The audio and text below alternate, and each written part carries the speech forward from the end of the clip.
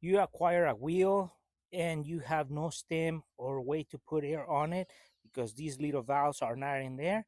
For some reason, they're not in there because you painted it or you bought them and they're like that. So we're gonna show you how easy it is to put these guys. So you that way you don't have to take them to a tire shop and get charged a lot of money for a simple install. First thing, you want to make sure you get the right stem for your wheel, the diameter. So now what we do is we start adding some lubricant here so it slides through the opening.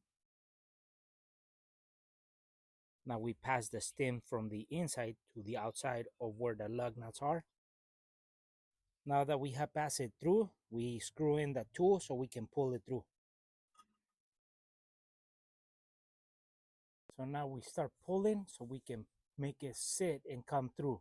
And this is how it looks. And that stem has to sit right here. The wheel has to sit right there.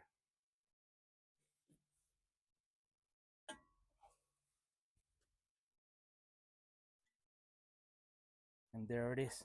And that's how it's gonna be in the inside where the pressure is gonna be. So now that you have put the stem, make sure that the little valve that goes inside is in there, and if it's not in there, put it on and then screw it in with a tool.